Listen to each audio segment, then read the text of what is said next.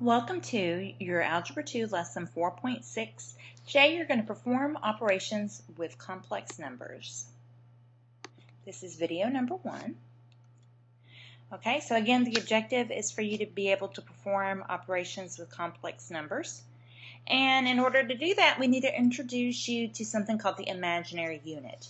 Now, you've always been taught that the square root of a negative number is undefined, but that's just for real numbers. That's not true across all of what are called the complex numbers, which include what are called imaginary numbers. And the most basic unit for imaginary numbers is I, which is always written as a lowercase italicized I, and it's equal to the square root of -1 by definition. That is what it equals.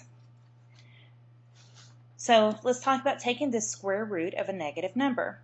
If r is a positive real number, then the square root of negative r is I square root of r. So if you see the square root of something negative, the first thing you do is you put your I out. Now that sounds really dangerous, but we're just talking about the imaginary I.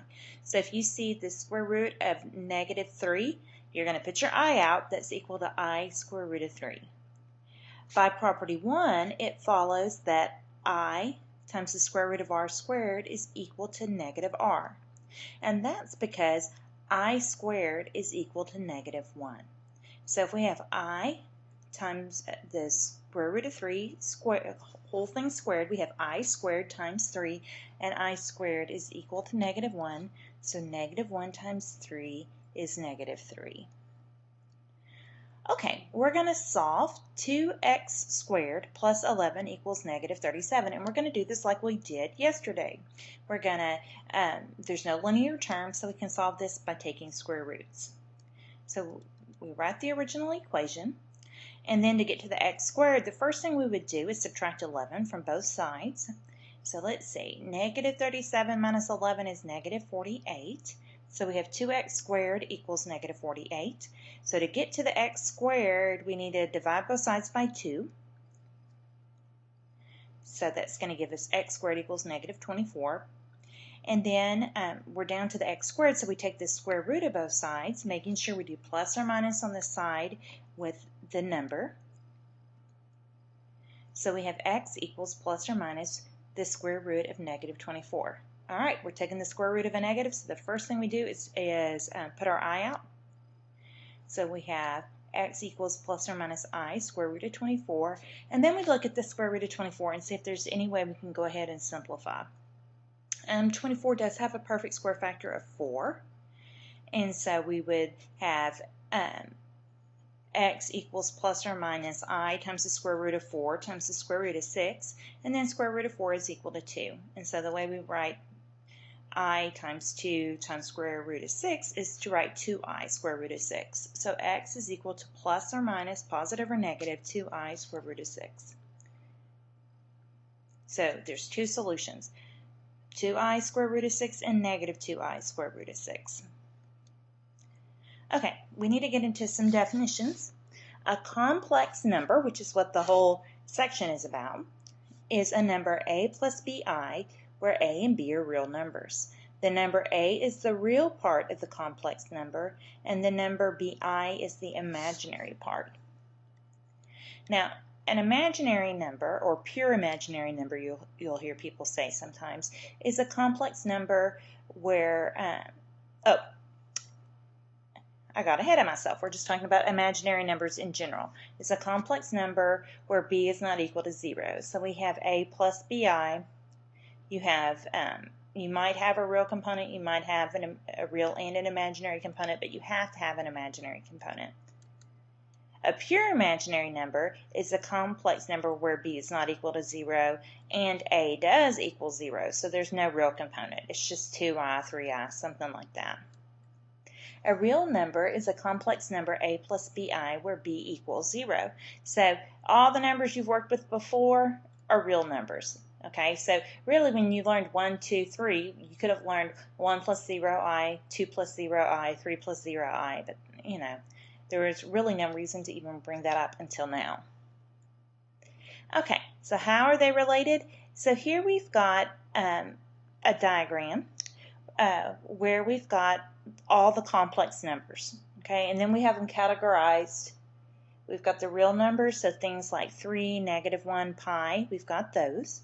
And then we've got the imaginary numbers, which include things like 2 plus 3i, 5 minus 2i, and within the imaginary numbers, there is a subset of the pure imaginary numbers where we've got 3i, -i, numbers where there's no real part to it.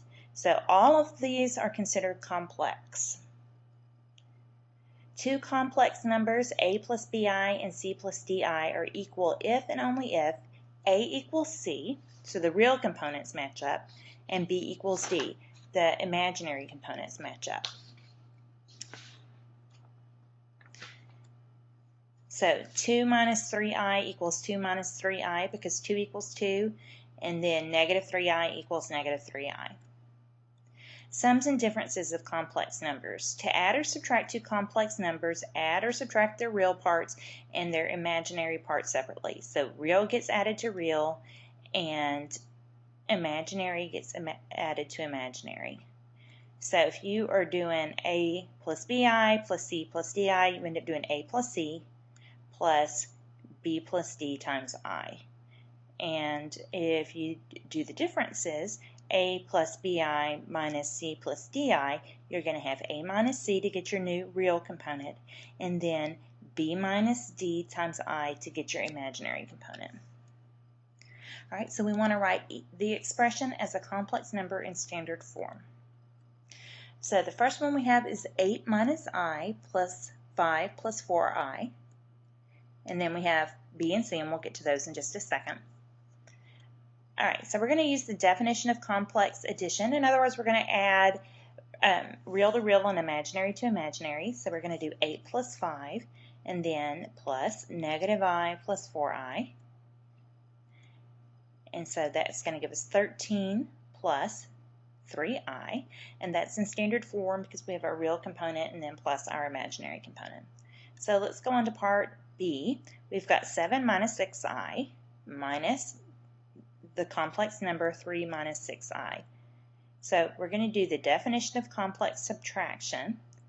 So we're going to have 7 minus 6i plus -3 plus 6i. And then we're going to simplify. So we're going to have 7 minus 3, because we're going to do real with real. And then we're going to do imaginary with imaginary. So we'll have -6i plus 6i. 7 minus 3 is 4. -6i plus 6i is 0i. Well, 4 plus 0i is just 4. And so that's in standard form. If you have a 0 coefficient of I, you just don't write it. Okay, we've got 10 minus 6 plus 7i plus 4i.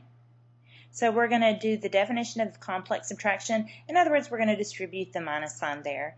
So we're going to do 10 minus 6 minus 7i, because I distributed that minus to the 6 and the 7i. And then plus 4i, which was off to the side. And we're going to simplify. Let's see, 10 minus 6 is 4, minus 7i plus 4i. So now we're going to combine those imaginary parts. And we're going to have 4 plus -7i plus 4i. That's going to be 4 minus 3i. Okay, let's look at a real-world situation. Electrical engineers use imaginary numbers all the time. People are always kind of, curious as to, okay, so why are we even doing imaginary numbers? Who would use them? Well, electrical engineers use them. All right, so this is about electricity. Circuit components such as resistors, inductors, and capacitors all oppose the flow of current. This opposition is called resistance for resistors and reactance for inductors and capacitors. A circuit's total opposition to current flow is impedance, and all of these quantities are measured in ohms. All right. So we've got the resistor, the inductor, the capacitor. Their impedance is R, Li, and -Ci. So the resistor has a real value for its impedance, and then the inductor and the capacitor have imaginary values. All right, the table shows the relationship between a component's resistance or reactance and its contribution to impedance. A series circuit is also shown with the resistance or reactance of each component labeled. The impedance for a series circuit is the sum of the impedances for the individual components. Find the impedance of the circuit shown above. Okay, so for this little circuit here, so look, we need to match up the symbols. Here's the symbol for the resistor, right there, and the value we're looking for there, I believe, is 5. And then we've got the inductor here, so we're going to have 3I, and then here's the capacitor, so we're going to have negative 4I. Okay, the resistor has a resistance of 5 ohms, so its impedance is 5 ohms. The inductor has a reactance of 3 ohms, so its impedance is 3I ohms. The capacitor has a reactance of 4 ohms, so its impedance is negative 4I ohms.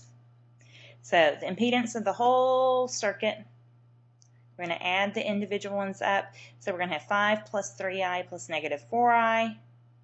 So we're going to simplify. You add real to real, imaginary to imaginary. So you're going to have 5, 3I plus negative 4I is just negative I. And so our total is 5 minus I. So in the correct units, it's 5 minus I ohms. Okay, that is going to be it for video 1. We'll come back with video 2 and talk about multiplying complex numbers.